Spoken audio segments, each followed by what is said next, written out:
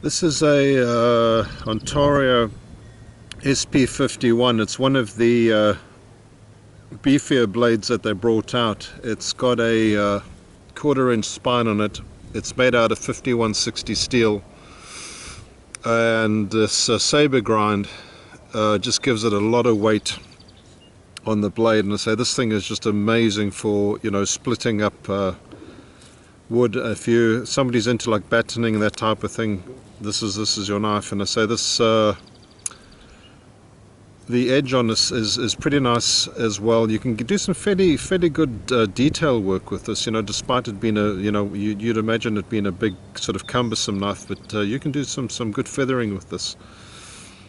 Anyway, I was just going to beat through these little remnants of 2x4s. I was just cleaning up my shop. I just wanted to see how this thing would go through all of this. Oh, no problem. Yeah, so this knife it's really a nice little splitting knife. I've just been having fun here, just messing around with my little hatchet and dicing things up. This virus is causing serious boredom issues, and I say we can't go out into our park areas. They've all been closed, so I'm down to messing around on the yard. There we go. Anyway, that's just a short video for now.